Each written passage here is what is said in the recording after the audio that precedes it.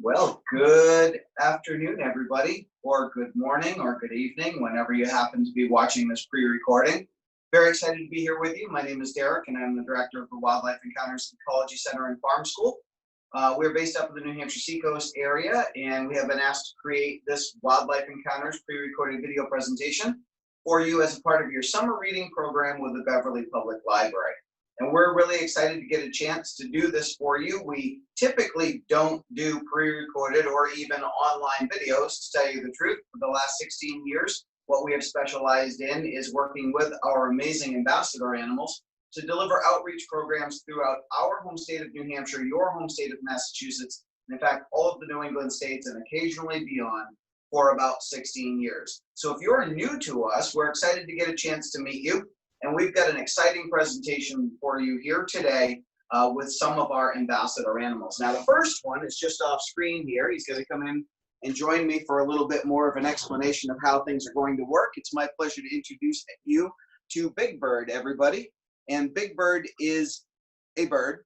No surprise there, okay? He's actually not that big, to tell you the truth. But honestly, if I hold animals, even small ones, close to the camera, they look huge, and if they're further away, they get smaller and smaller. It's a little bit of animal magic that we have here through our video presentations. And it's kind of one of those things that, despite the fact that we can't during this summer be with you in person, where you get to see the animals live and in person before your eyes, getting a chance to present them here allows us really to take even some of our smallest ambassador animals and hold them close to the camera so you can really see their very cool adaptations and features and characteristics, and hopefully learn to appreciate them and the amazing organisms and beings that they are that share our beautiful planet with us. Now, Big Bird here is known as a white cockatoo. I think probably no further explanation there. Occasionally, they're referred to as umbrella cockatoos. They're a part of that group of birds that are native to the region of the planet that some refer to as Oceania, or I've heard it pronounced Oceania. More specifically, the South Pacific region. And if you were to think of like a really famously named place where you would see these animals flying throughout their natural habitats, you would actually be visiting or imagining you're going to Australia. Okay, so this is just one example of the types of animals that we work with, and Big Bird in particular is an animal that was at one point a part of the pet trade. He was actually sold by somebody for profit to somebody who wanted to have it as a pet. Now, if you have ever known somebody who had a bird as a pet, you probably know right away that that's a very bad choice. I mean, they're cute and they're adorable and they can be so funny and they're interesting and so on, but let me tell you, these animals are very long-lived. They're so intelligent, it actually makes it sometimes a challenge to properly care for them. I mean, Big Bird here is about as smart as maybe a 3-year-old. And he's messy like a 3-year-old. He's a messy eater, he screams, he poops all over the place, and all these other things. So literally taking care of a bird like this, which is our obligation to him, and our other what we call ambassador animals, is a huge obligation. And when I say ambassador animals, ambassador means one who represents others, either others that are like them or others from their region.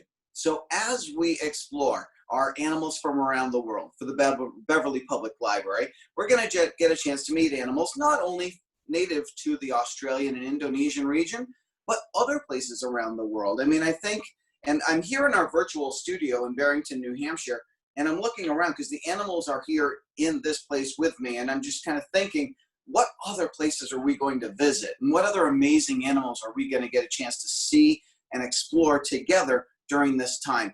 And I see one that would actually live in mountains in South America, and I see a rainforest reptile. Do you guys like rainforest reptiles at all? We're big fans, for sure, as well as birds. Oh, and for those of you who are like, well, my favorites are cute and fuzzy, don't worry. We've got some amazing ones of those as well, native to places like the deserts of Africa and even our backyard.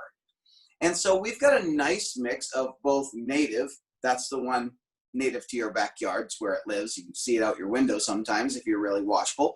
and exotic animals. And exotic doesn't mean that it's weird or unnatural or anything like that. It simply means that it's normally someplace else. Why is it with us? Well, all of our amazing ambassador animals have their own individual stories that make them special. They bring history or baggage or past experiences just like us. And that actually is one of the reasons why Big Bird here, you can see he's not entirely white because he's wearing clothes. What? A bird that wears clothes? Crazy. Big Bird, why are you wearing clothes? I'm sure everybody here, all the kids and moms and dads want to know. Big Bird wears clothes is a part of because of the result of his exploitation or at once being a part of the pet trade. And these incredibly intelligent animals, kind of like 3-year-olds, they kind of always need stimulation and attention and so on. And when they're deprived of that, they often don't know what to do. So just like a 3-year-old that never gets any attention from mom and dad is probably going to break things and yell and scream and be naughty and so on. I'm not referring to any of you guys out there, I'm sure. Okay? But for those of these guys who don't get enough attention, they exhibit and demonstrate bad behaviors, and not only to do bad things in their environment, in the home and stuff like that, but also even to themselves. So one of the things that Big Bird started to do was actually take this really cool part of his body that we call the beak, right? Parrots, or animals in the parrot family, have this special adaptation that's like a hook on top. They're called hook-billed birds, or scientists call them psittacine birds. And that's pretty different than, say, the beak of a toucan, which would be very long, or maybe the beak of a pelican, or an eagle, or an owl, or anything like that. They all serve their very specific purposes. And Big Bird, in particular, he uses his mouth like a hand, all right? He will hold things with it. He'll grab a hold of branches and climb. Right now, what he's doing is he's kind of preening and kind of like taking care of himself like that. And of course, he eats. Now, this is one of his favorite foods. Are you in the mood to have a little food, young man? Go ahead, yummy, yummy. You guys know what this is, by the way? This is real natural food. This is called a walnut. Now, we actually just a little while ago finished a live Zoom session for another library up here in New Hampshire. And the whole break that we had between doing that and recording this, Big Bird has been munching on walnuts. So I think, what? Did you want to say something? Yes, you're full. Your tummy is full. You want it or no? No, I don't think he wants it. And for those of you who are like, wait, did Big Bird just say that? Did he really just tell you that? Well, he said something. I think he only knows what it was. Big Bird can certainly sound like he's saying words, but, you know, it's pretty questionable as to whether he's smart enough to actually know what he's saying when he says something that sounds like a word. This capability to make sounds, whether they're simple sounds like dinging, chirping, beeping, or whether they're more complex sounds and harder sounds, even like our words, that's an ability called mimicking. Big Bird is now mimicking a yoga instructor. That was very weird. Now Big Bird is mimicking a bat. What's up with that? Big Bird is a little bit special, let's just say, okay? And because he was in a really tough situation where for a long time he experienced a lot of nervousness, fear, and built up a lot of anxiety, how these birds kind of like deal with their anxiety sometimes is to do what he did, which is actually pull his feathers out with that beak. And so that's why Big Bird is wearing clothes. He pulled out his feathers so many times that he actually won't grow new feathers back in those spots. But I am the last person to criticize Bird for hair loss, right? Serious, that was for the parents out there. Some dads are laughing at me right now, okay? So yes, Big Bird is never going to be able to grow those feathers back in those spots because of permanent damage and loss, but feathers are really, really important for helping to keep warmth close to the body because they're warm-blooded animals, which means they have to eat a lot of food. For them, things like walnuts and berries and fruits and sometimes bugs. They'll eat bugs and other small animals. And this has lots of nutrition and lots of energy in it. In fact, every single animal that we're going to get a chance to see, because it is a part of the animal kingdom, both locally and globally, they have to follow kind of the same rules. They have to have shelter somewhere in their habitat, some sort of special adaptation, something about their body that you can see, something that they can do with their body, or maybe even what they eat are specific to those habitats. And that allows them to survive, hopefully long enough to have babies themselves and reproduce their species and pass on their traits. So our first animal was Big Bird, and I know that you guys haven't seen her yet, but assisting me here in our virtual classroom or office and presentation area is one of our other fantastic presenters. Her name is Jen. And Jen is kind of like Big Bird's mom, to tell you the truth. Big Bird was like, I had enough of hanging out with Derek. I'm going to jump back to Jen, who is kind of like his girlfriend in his own mind, if you know what I mean, okay? But what Jen and I are going to do is we're going to present the other animals to you. Now, that is just our first of 7 animals in our presentation. But what we're going to do is we're going to move quite a bit faster to show you lots of variety of different things and our amazing animals all around the world. So, you ready to get started? Absolutely. Big Bird is going to go take a nap somewhere so that we can safely get the rest of our animals out. And since you guys love rainforest reptiles, I think we're going to get started with something scaly. Okay? So, Jen. Yes. Which scaly animal, we've got a couple, which scaly animal do you think we should share with our friends down in Beverly, Massachusetts first? I think they would love a big scaly animal. A big scaly animal? Absolutely. All right, well, Jen knows what she's getting. Go ahead and get it, and we'll bring it here onto the camera. So what do you guys think it's going to be? Is it going to be a giant sea turtle? Is it going to be a Komodo dragon? I don't know. We'll see what kind of big rainforest reptile. Oh, this is pretty big. Wow. Look at this thing. Now, I bet some of you were guessing it was going to be a big snake, right? Hey, I know you don't know, but the camera is over here. This whole presenting to a camera thing is kind of wacky for a lot of our animals. But I got to tell you, some of them, like Big Bird, and some of the ones that you're going to meet in a little bit, they're actually getting used to it. Unfortunately, our friend Nagini here has been doing this many, many times and has not gotten used to it. Why in the world is Nagini not getting used to presenting in front of a camera? Because Nagini is a snake. And scientists have been studying snakes for so long, but most recently what they've been studying is some of the snakes' brains. Smaller than my fingernail, right in there, their brains actually don't have the part of other animals' brains that are required to keep and hold on to memories of experiences. So snakes are very instinctively driven animals, and instinct is something that you don't really have to like learn and remember or experience. It's just kind of something that you automatically do. Like I'm guessing when the snake first came onto the screen, some of you jumped a little bit. Some of you screamed. If you are watching this pre-recorded wildlife encounters program with your mom or dad or grandparents, I'm guessing one of them covered their eyes or jumped up and ran out of the room. And those are instinctive things. There is something in even the youngest human, the snakes make them a little bit afraid. It's in what we call our epigenetics. But beyond that, it's a very learned thing. For example, this is very personal to me. When I was a kid, I grew up on a farm here in New England, and my grandmother was very afraid of snakes. And in fact, when I was a little kid, she actually taught me to be afraid of snakes. She told me things that were scary about them, and I believed her because she's my Grammy, right? And I thought that they were true.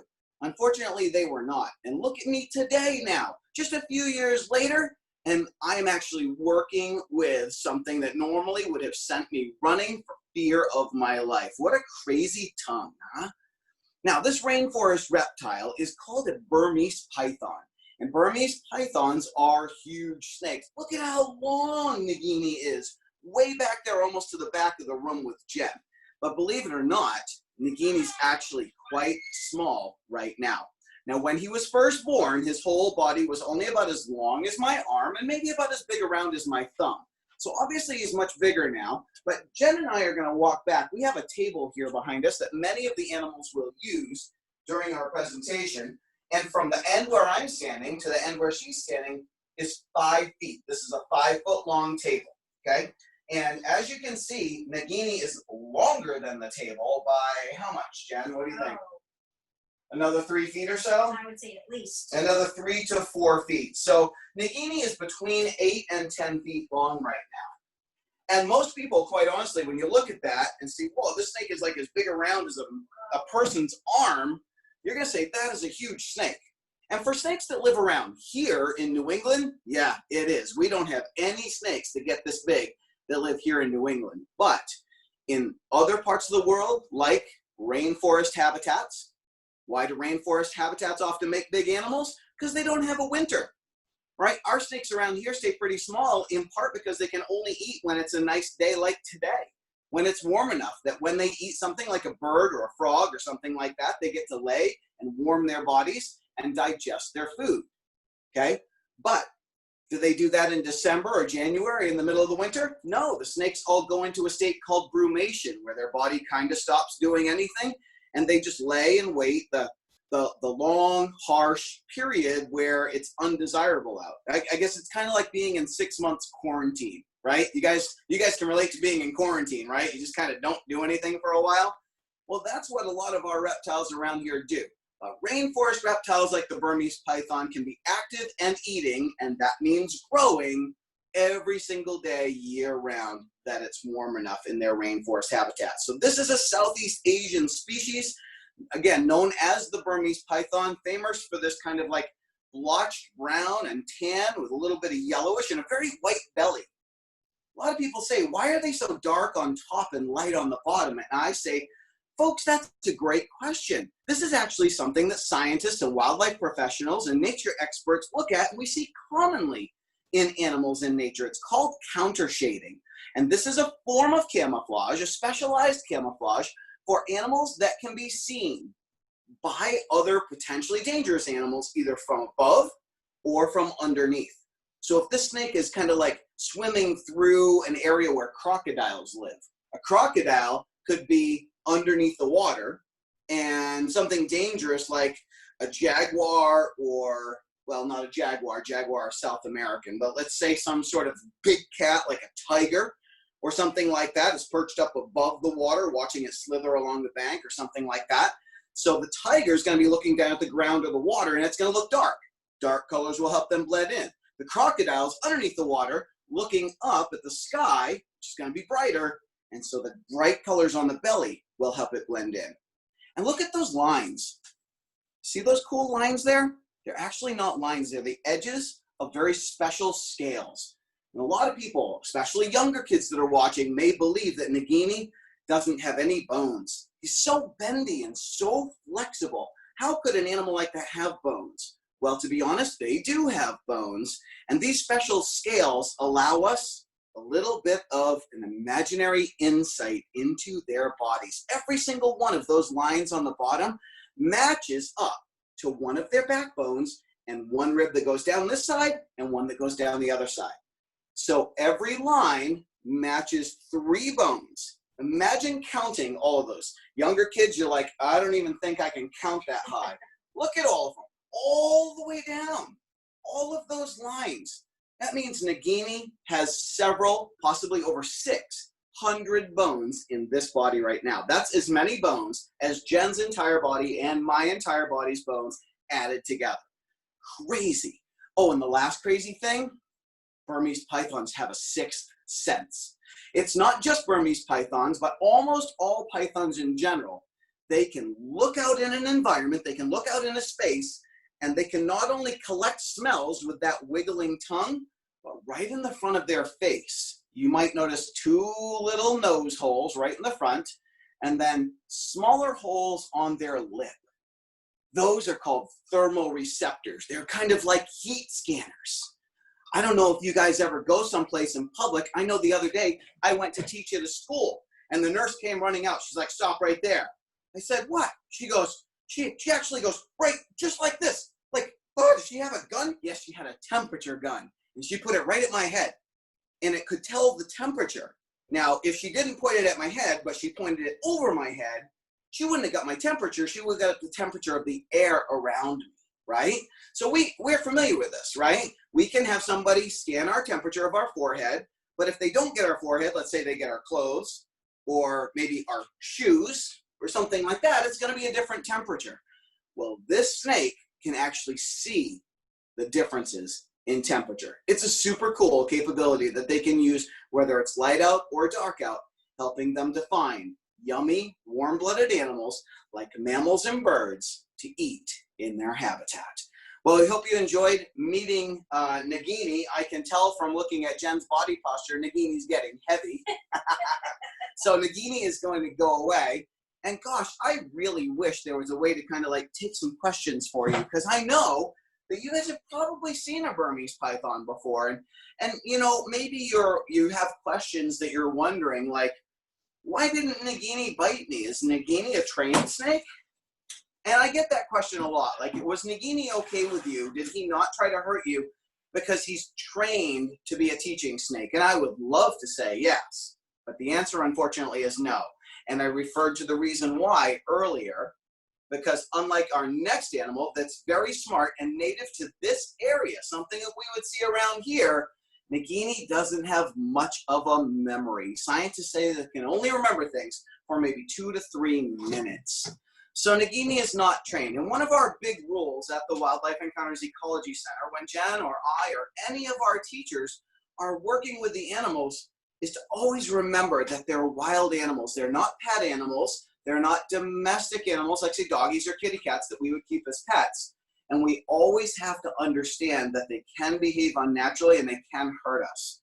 And honestly, as people who work with wildlife every day, our feeling is if we are ever hurt by an animal, it's our fault, not theirs, because we are supposed to be the smart, considerate, and responsible ones. Now, animal number 3 is coming out right now with Jen to the table. And again, I said, this is a native species. Now, native means that it lives where you live. This is one of your neighbors in nature.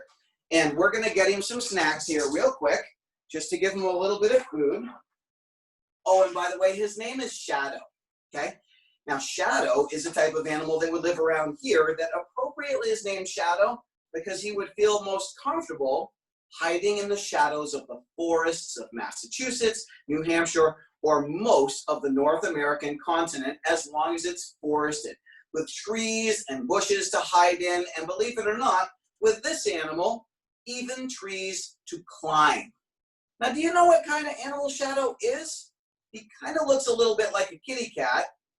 He kind of looks a little bit like a small doggy, but he's neither one. Again, he's not a domesticated animal. He is a wild animal, okay?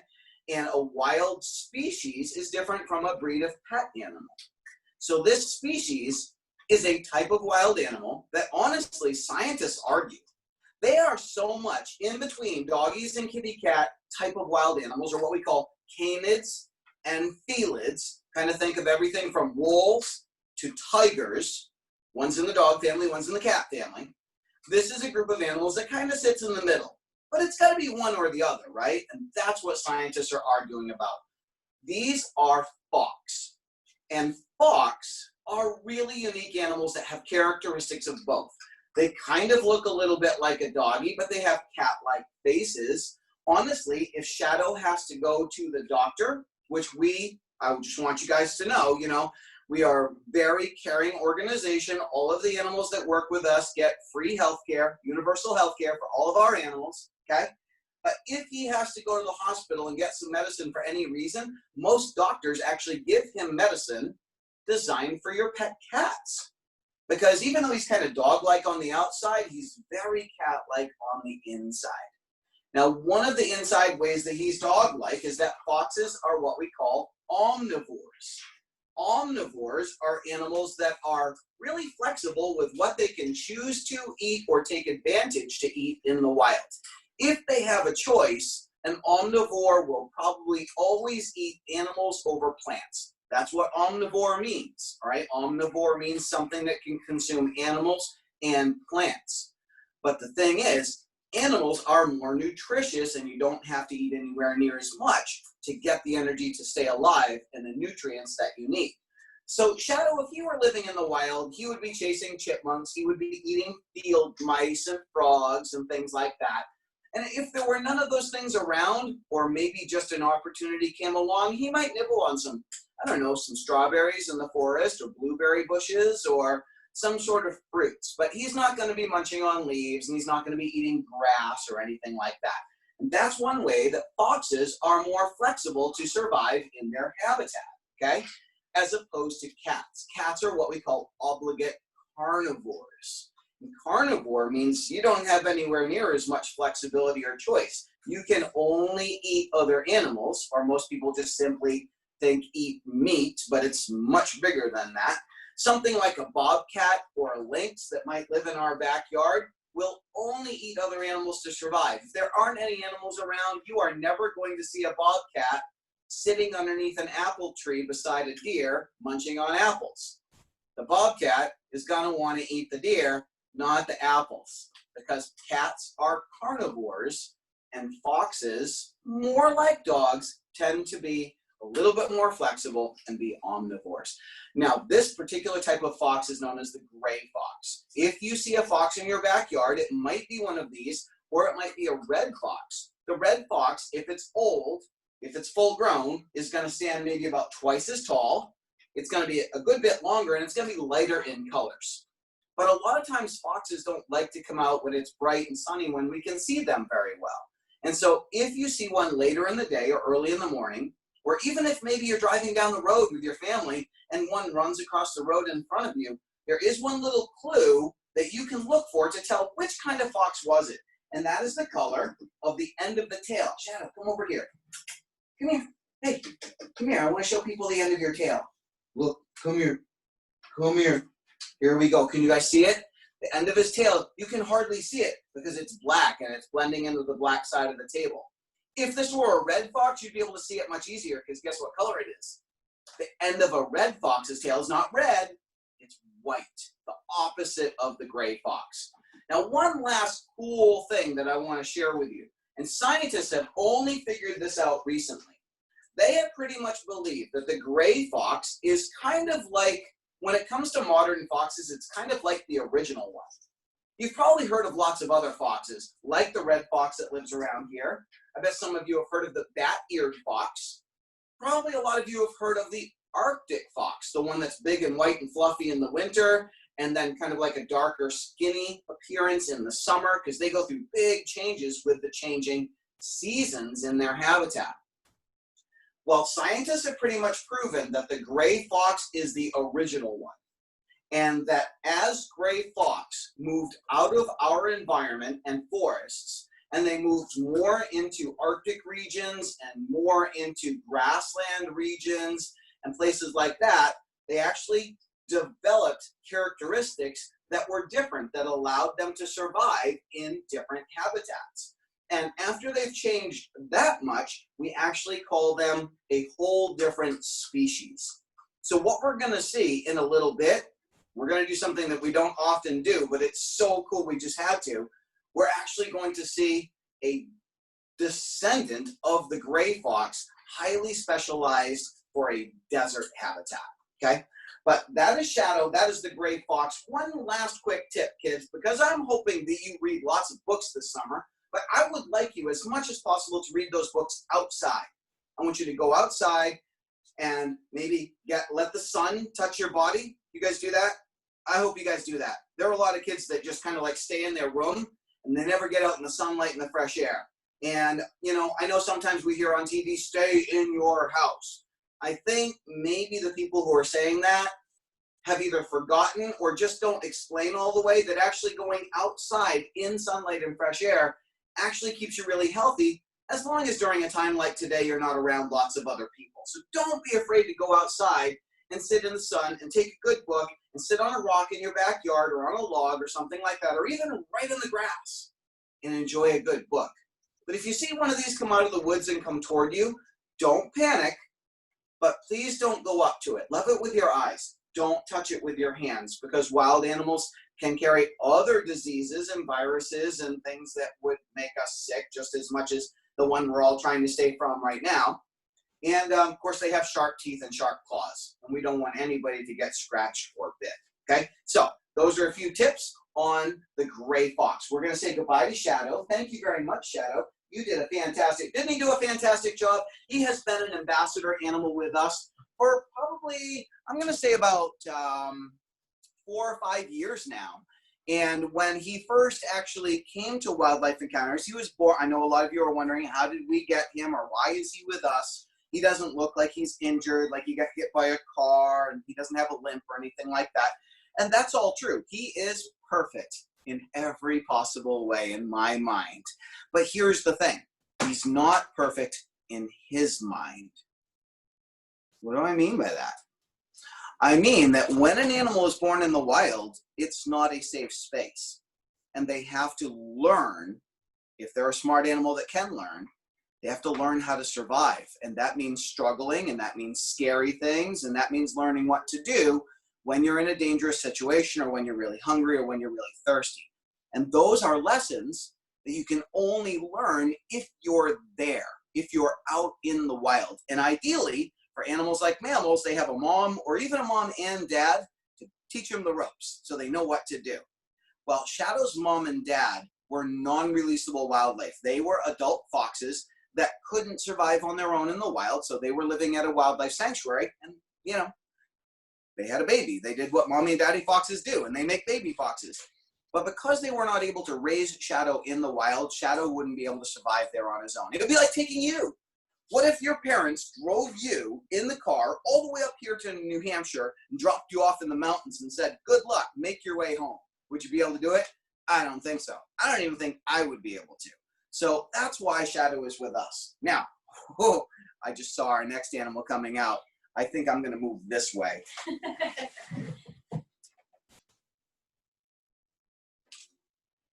Ooh, what is it? That's a weird perspective. Ooh, now, oh yeah, that looks like what it really is. Oh my goodness, guys, that's an alligator. Or is it a crocodile?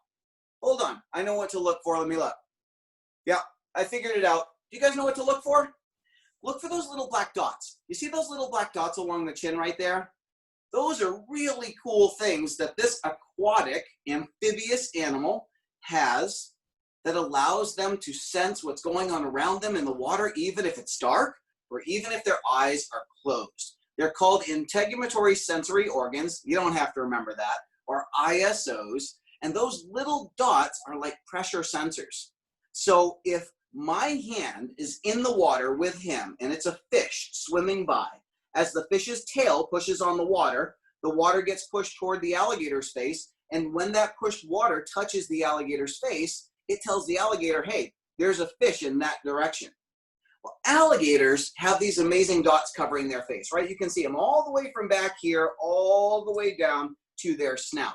But look under the chin. You see that?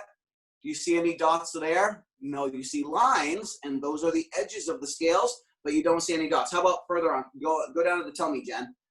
Do you have any on the tummy? No, no dots on the tummy. How about the tail? Let's check out the tail. Nope, no dots on the scales of the tail. And so that is how you would tell that it's an alligator and not a crocodile, because crocodiles have one of those dots on every scale of their entire body, from their nose to the very little tip of their tail.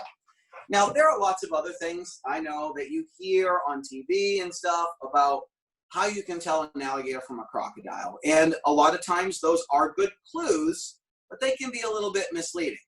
Some of you are probably shouting, the shape of their face, the shape of their face, which is true. Jen, if you kind of turn him back up again, we can show them that, remember we were looking for dots and we didn't see any dots, but what we can see is this right here, which is his jaw.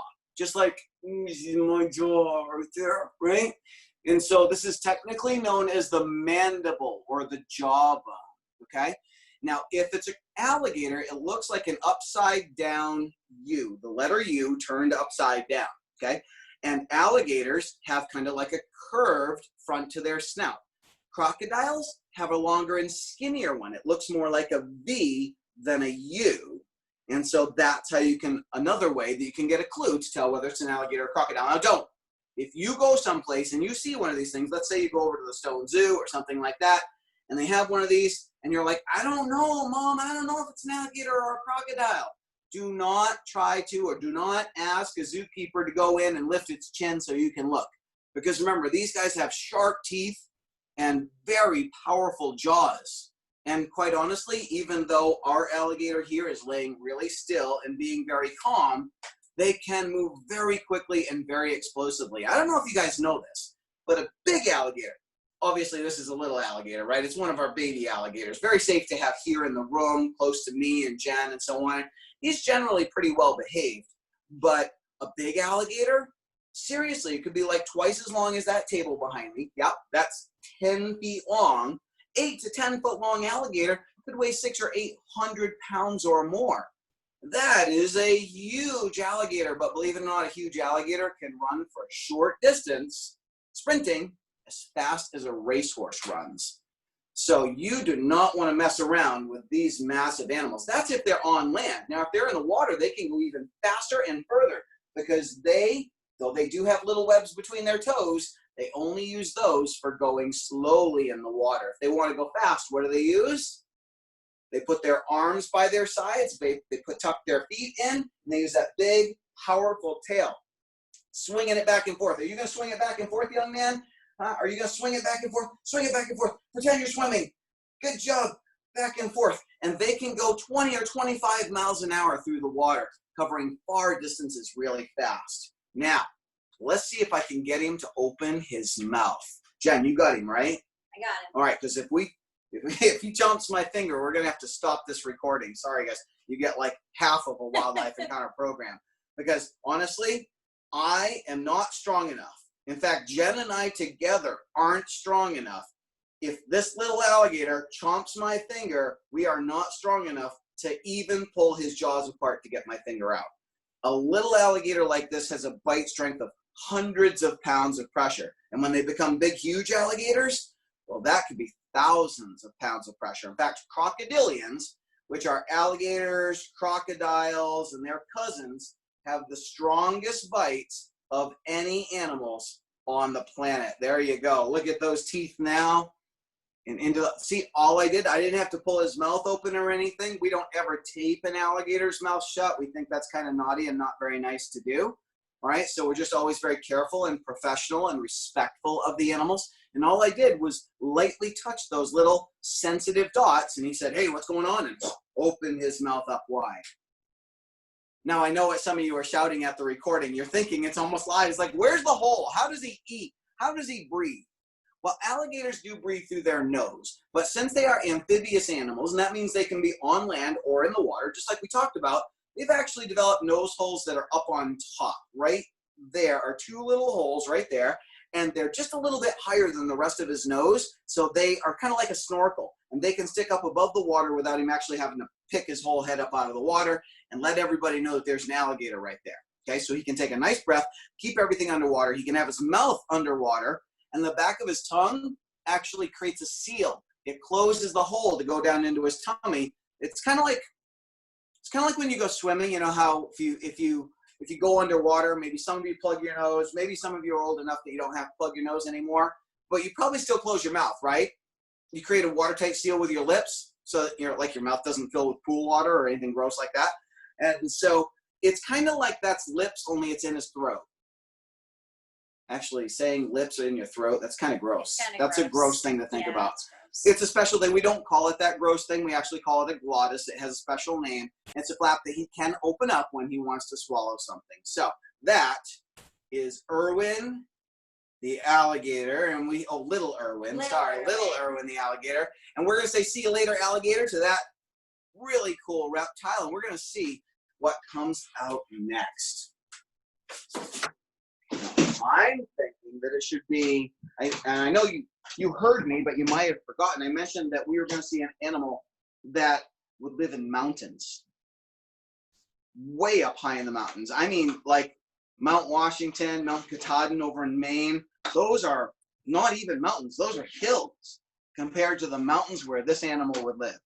Now, some of you are thinking, are we going to the Rocky Mountains, right? Out like just before you get to California? Well, we're going even further away than that. We are heading from, well, we saw a fox in our backyard. Then we went down to the Southern American region, southeastern United States for the alligator. Now we're heading all the way down to South America. We're heading to the Andes Mountains for one of the cutest. Do I get to hold it? Yeah. Jen's going to take a break and I get to hold this one. Yay. This is one of my favorite ones to hold, but you don't want to squeeze it, okay? This is my friend and coworker. Her name is Miss Poops a Lot because she is a chinchilla.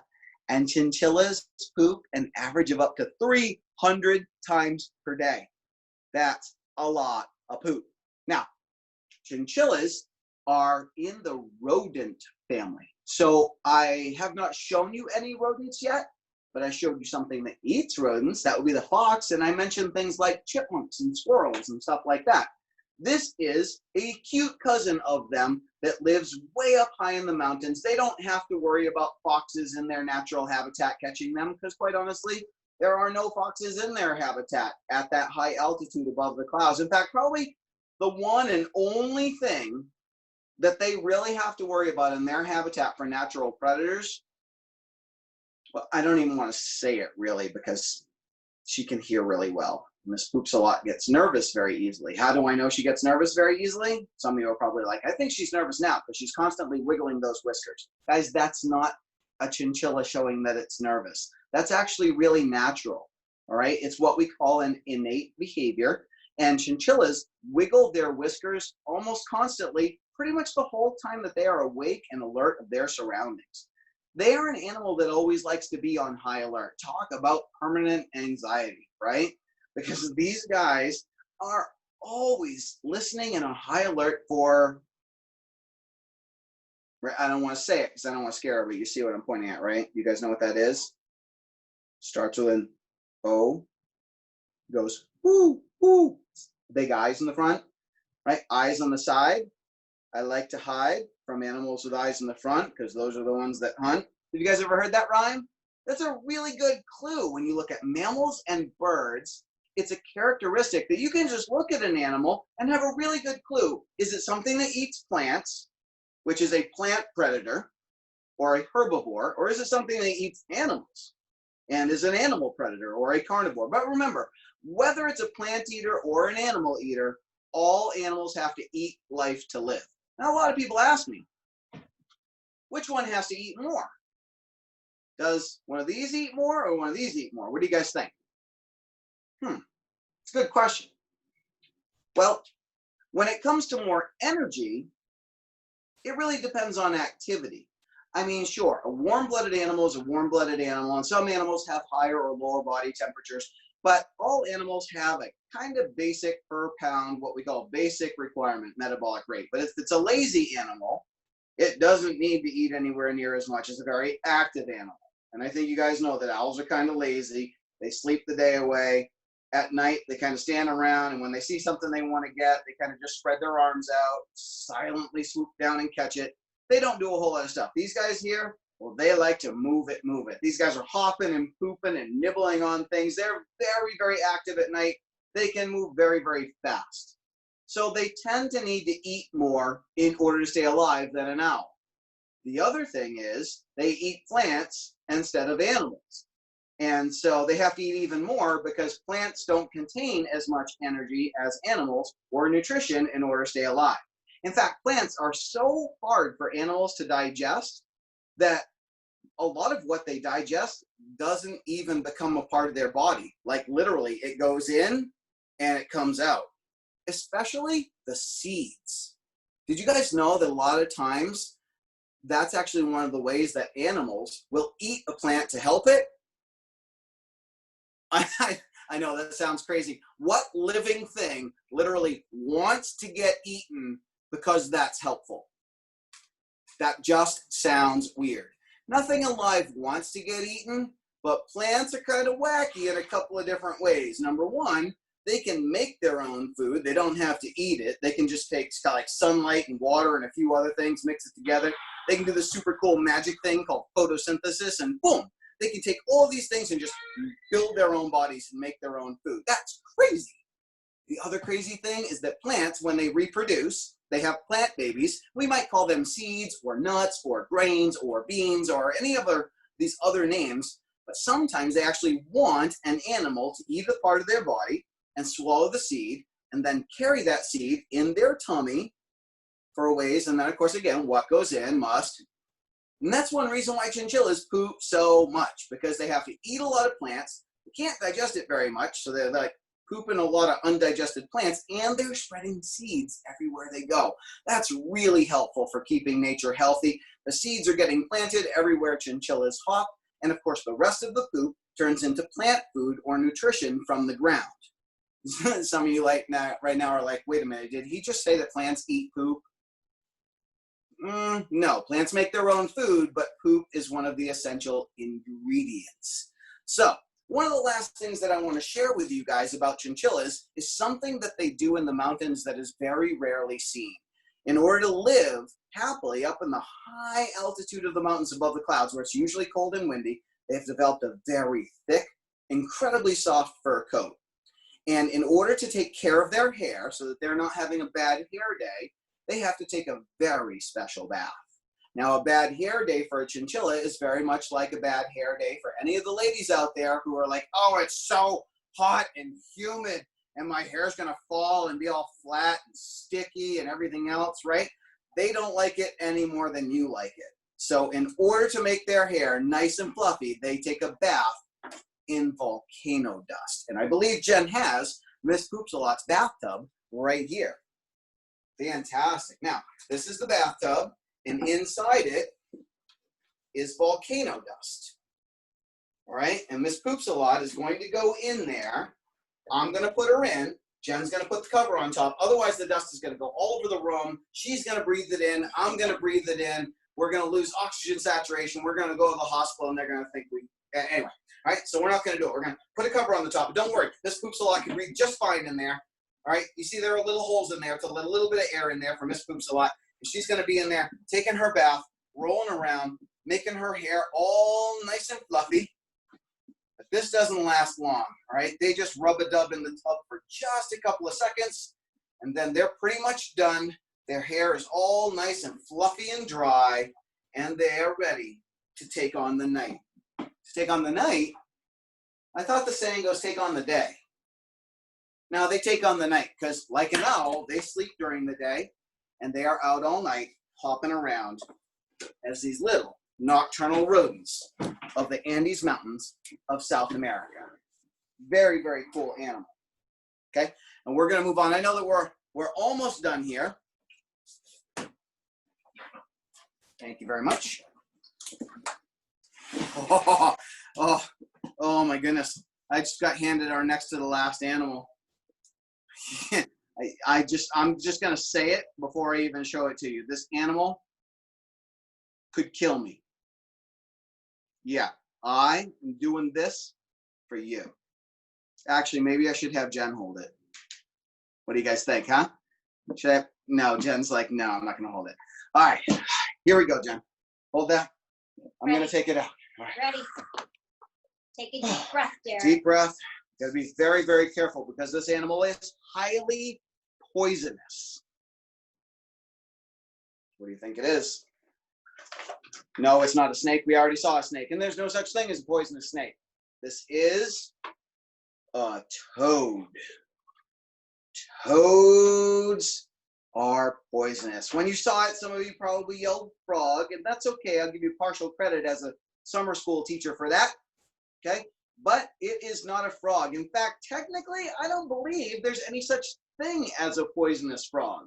I know that there's something that we call a poisonous frog called the poison dart frog in the rainforests of South America. By the way, that is this animal's home too. Okay, but a poison dart frog is only going to be about the size of this guy's eye. This is a toad. The poison dart frog gets poison not by making it in its body, but by eating it. The poison is in its food. Now you guys are like, wait a minute. My mom taught me not to eat poisonous things. And moms, if you're watching, good job, okay? Because poisonous things can harm you if you eat them, if you touch them, like say you're taking a hike and you get into poison ivy and it touches your skin, then your skin's all unhappy.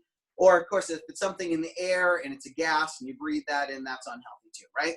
Okay, so yes, don't eat poisonous things. But poison dart frogs have this special immunity. So they eat these little bugs which make toxins to protect themselves. Doesn't hurt the dart frog, and then the dart frog recycles the poison out their own skin and uses it to protect them. That's pretty cool. And it comes out all of their skin. It comes out their legs, it comes out their back, it comes out their tummy on a poison dart frog. With truly poisonous things like this, the giant marine toad, the poison only comes out in certain places. And those places are right behind the eyes, those big puffy glands. Now they're really big on this guy. If you see a little toad hopping around down there in Beverly in your backyard, it's going to be a smaller cousin of this one. This is known as the giant marine toad or the cane toad.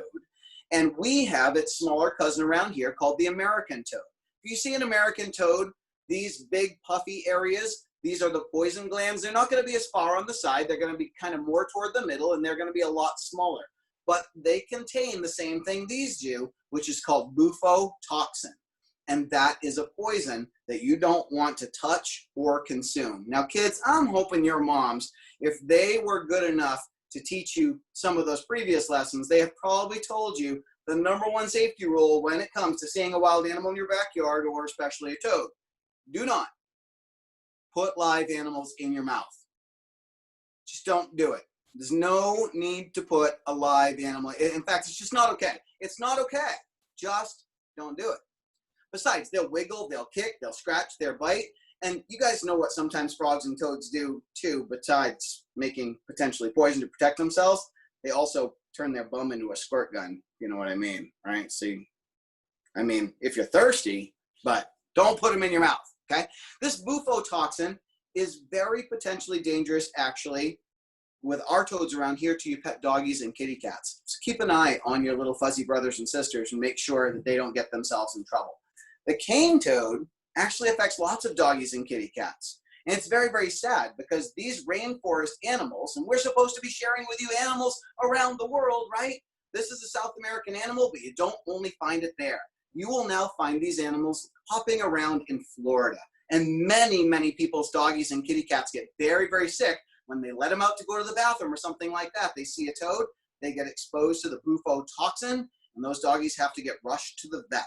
Okay, same thing happens in Hawaii. People took these things and put them in Hawaii. That's not very good. And the worst story ever was, you remember where our first animal, Big Bird, would normally call home? Australia. Well, there are right now hundreds and hundreds of billions of cane toads living in Australia, and people started that by only releasing a little over 100 of them less than 100 years ago.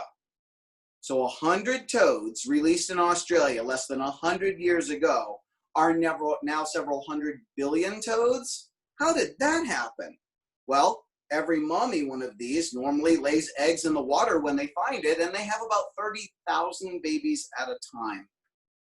That's crazy reproduction.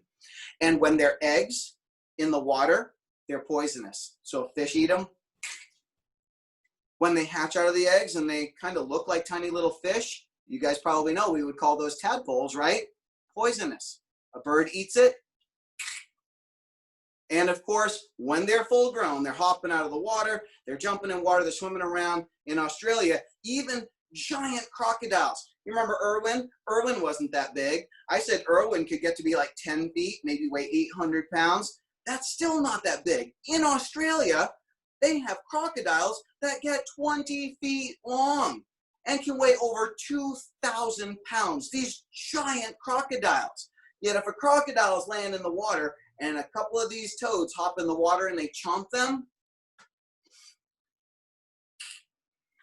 unbelievable how absolutely poisonous these guys are. This is a very sad story of what we call an invasive species, an animal that's supposed to live one place, but now the cane toad threatens life all around the world. All right, let's wrap things up with our last animal, our very, very super cute animal. I believe this is our last animal, right? Correct. Yes. So I hope you guys have been having a fantastic time. We are just about to wrap things up, by the way.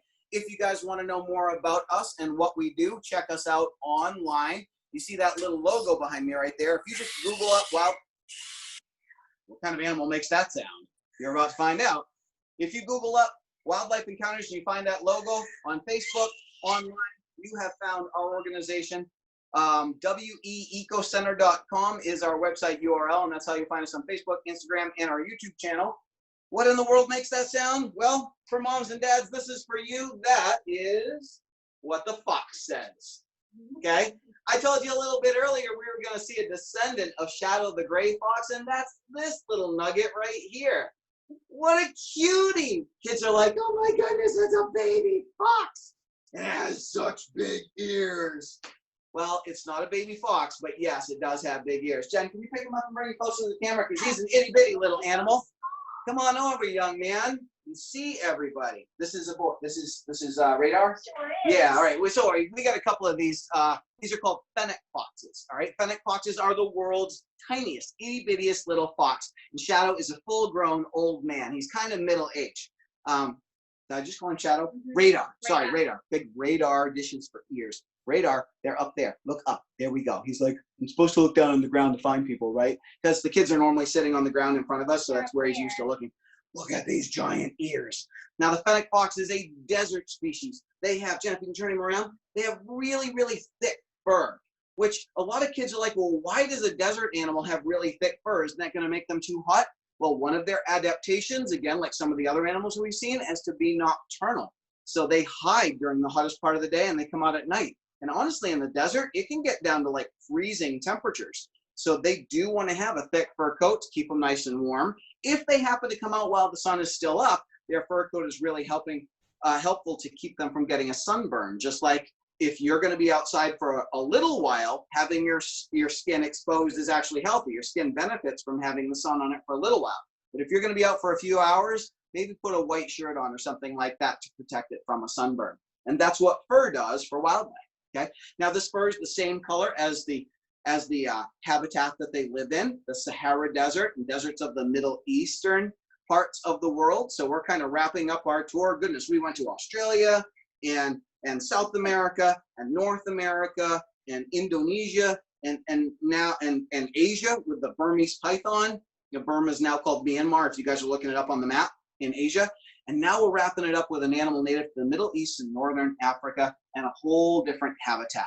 And hiding in the desert is hard because there aren't a lot of hiding places. All right, so their fur helps them to blend in with the color of the sand around them.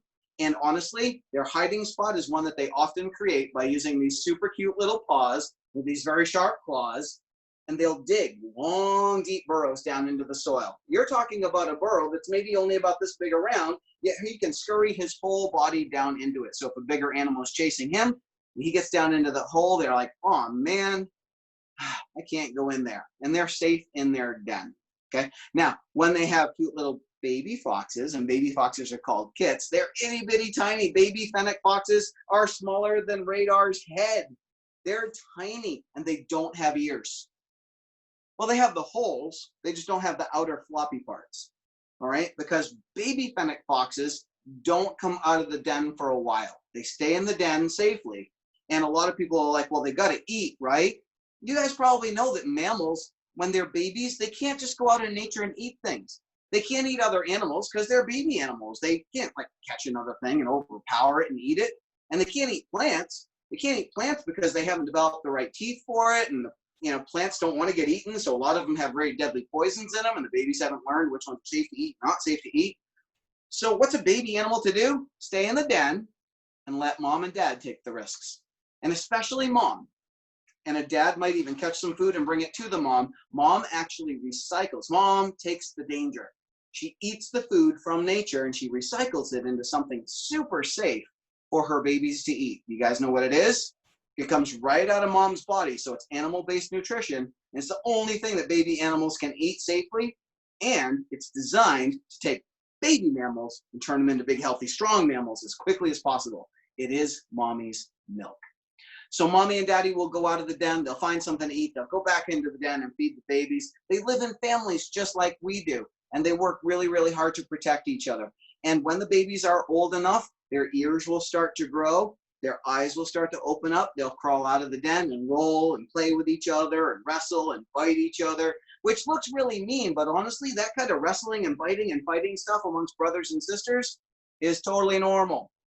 Now, if your parents say to stop doing it too much, stop doing it too much. It's kind of normal, right? It's how we learn to play. It's how we learn interpersonal relationships, and the same for them. It's a part of their young, early in the life cycle development, which is essential for good survival and good relations as adults. So we hope you guys have enjoyed our Wildlife Encounters presentation. Radar, you got a little water. Were you drinking water or something? You had a little water on your nose, okay? My name is Derek, that is Jen. We're with the Wildlife Encounters Ecology Center. We want to thank the Beverly Public Library for inviting us to pre-record this for you. We hope you enjoy this presentation and share it with others all summer long. And if you want to know more about us, again, www.weecocenter. That's WE for Wildlife Encounters, ecocenter.com.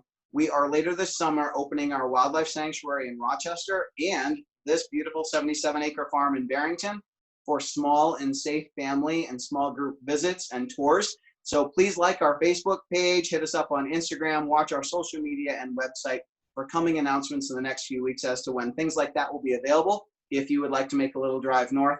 Other than that, we hope you guys all stay really, really safe. Take care of each other and your communities and your families, your grannies and grandpas. Be safe, be smart, and hopefully we'll see you in person next summer. Take care.